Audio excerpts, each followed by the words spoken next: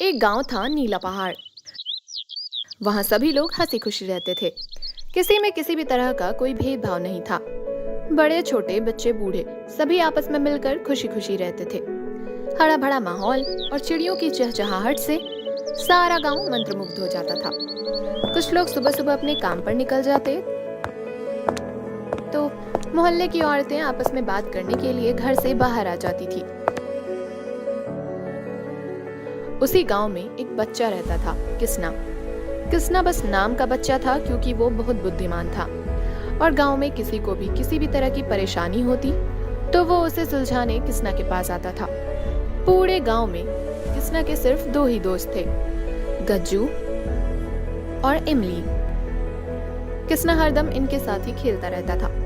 गांव में दो और बच्चे थे जो किसना से बहुत ज्यादा जलते थे और हमेशा उसे मजा चखाने की सोचते रहते थे, जिनमें से एक का नाम था गुल्लू और दूसरे का गिल्लू।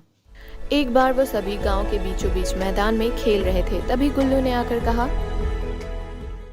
हा हा हा हा हा हा। अरे तुम लोग अकेले खेल रहे हो, मेरे बिना, है ना?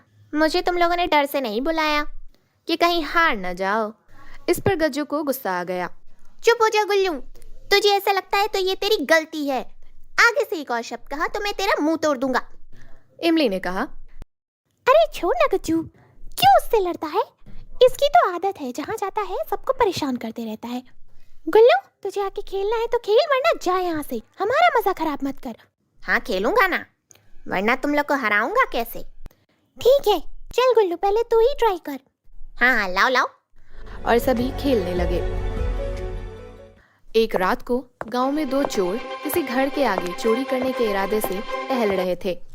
खिड़की से उन्होंने देखा कि एक किसान अपनी पत्नी के साथ मस्त नींद में सो रहा था और जोर जोर से खड़ाटे ले रहा था। ये देख दोनों आपस में बातें करने लगे। अरे हरिया, हाँ बोल कड़िया। आज तो खेती से सेठ ने खूब माल कमाया है। हाँ इस बार इसकी धान की फसल काफी अच्छी बिकी है। हाँ चल चल, अब ज्यादा बकवास मत कर, ये लोग उठ गए तो चल पहले चोरी कर लेते हैं। हाँ हाँ चल चल। और ये दोनों घर के अंदर सेंध मारने की कोशिश करने लगते हैं और इन्हें सफलता मिल जाती है और ये दोनों सारे पैसे लेकर भाग जाते हैं। अब सुबह होती है। गांव के एक बरगद के पेड़ के नीचे बहुत सारे गांव वाले जमा होकर बातें कर रहे थे। ऐसा लग रहा था जैसे कोई बहुत बड़ी चिंता की बात है। तभी उधर से किसना और उसके दोस्त गुजर रहे थे। गांव वालों को चिंता में देखकर किसना उनके पास गया और बोला, क्या हुआ मुखिया जी, सब ठीक है ना? आप इतने चिंतित क्यों नजर आ रहे हैं? गांव में सब ठीक है ना, कोई घटना तो नहीं हो गई? मुखिया जी ने कहा, क्या बताएं बेटा, पिछली कुछ रातों से गांव में इतनी चोरियां बढ़ गई हैं, इतनी कि लगता है कि हम सब कंगाल होकर सड़क पर आ जाएंगे। नाक में दम कर रखा है इन चोरों में।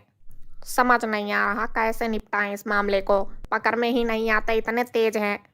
ये सारी बातें सुनकर किसना वहां से चला गया। किसना को दुखी देखकर इमली ने कहा, तुम क्या सोच रहे हो किसना, मैं अच्छे से समझ सकती हूँ। अब तो मुझे भी डर लगने लगा है, कहीं अगला घर हमारा ही ना हो। इमली, ये पूरा गांव हमारा है। अगर यहाँ के लोगों को परेशानी हो और हम मदद ना कर सकें तो हमारा इस गांव में रहना व्यर्थ है। तो हम क्या कर सकते हैं इसमें? आज रात में जब तुम सबके घर में सारे लोग सो जाएंगे तो चुपचाप घर से बाहर आ जाना, और वो भी किसी को बिना बताए, ठीक है? ठीक है। और तब हम लोग गांव में घूमेंगे और छुप के देखेंगे कि ये चोर कहाँ जाते हैं और इनका अगला निशाना कौन सा घर है और इनका चोरी करने का तरीका क्या है। शायद इससे हमें कुछ मदद मिल सके। बस आज रात का इंतजार करो। चल। अब रात को ये तीनों घूम रहे थे और कोशिश कर रहे थे कि कहीं चोर इन्हें नजर आ जाए। एक रात एक घर के पास इन्हें दो परछाई नजर आई। थोड़ा नजदीक जाने पर इन्होंने देखा कि वो चोर ही थे। पर किसना ने सोच रखा था कि आज उन्हें पकड़ना नहीं है। किसना ने उनकी हरकतें देखी कि वो कैसे घर में जाते हैं, कैसे बाहर आते हैं और किस तरह के घर को चुनते हैं, और चोर चोरी करके चले गए। किसना भी अपने दोस्तों के साथ वापस चला गया और अब इन्हें समझ आया कि ये चोर एक स्पेशल पैटर्न में चोरी करते हैं और वो भी प्रॉपर प्लानिंग के साथ। और तब किसना ने मैप निकाला और फिर गज्जू और इमली ध्यान से देखने लगे। ये देखो, ये हमारा गांव है और ये घर यहाँ इस लोकेशन पे है। और अगर ध्यान दिया जाए तो इनके आसपास दूसरा कोई घर नहीं है, तो इसलिए इन चोरों को चोरी करके भागने में आसानी होती है। ये उन्हीं घरों को पॉइंट आउट कर रहे हैं जिनके आसपास छुपने की जगह हो और कोई एक्स्ट्रा घर भी ना हो। अरे हाँ, ये तो सच है। अरे हाँ, सच में, तभी ये पकड़ में नहीं आ रहे हैं। हाँ, तो अब हमें ये समझ में आ सकता है कि अगला घर किसका होगा। अच्छा, वो कैसे? देखो, ये इनका पैटर्न है। ये पहले इस घर में गए, रामू काका के घर में, फिर उसके जस्ट सामने सूरज काका के घर में। तो मुझे लगता है कि अब ये इस वाले घर पे जाएंगे और आज हमें काम को अंजाम देना है। ठीक है, तो फिर आज रात का प्लान डन? डन। डन। अब रात होती है और ये लोग उस घर के सामने खड़े हो जाते हैं, वो भी छुप के। चोर आते हैं और किसना किसान की आवाज निकालता है और इमली उसकी पत्नी की। अरे शांता, बोलिए जी। अरे आजकल चोरी बहुत बढ़ गई है। हाँ, सच में मुझे पता चला कि मुखिया जी आप सबको बता रहे थे। हाँ, तो तुमने अपने गहने सही जगह छुपा के रख दिए हैं ना? अरे नहीं नहीं, कहीं नहीं छुपाया है जी।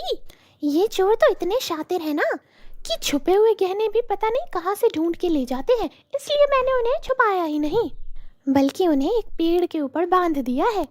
कितना भी अक्लमंद चोर हो, वो सोच ही नहीं सकता कि पेड़ के ऊपर गहनों की पोटली लगी है। और इधर चोर खुश हो रहे थे। अरे यार, हमें तो चोरी भी नहीं करनी पड़ेगी, सीधा पेड़ पे जाओ और गहने लपक लो। अरे आप जानते हैं उस पेड़ को? हमारे घर के सीध में जाके जो तीसरा पेड़ नहीं है, हाँ वही, उसी पे तो टांगा है मैंने, सबसे ऊपर।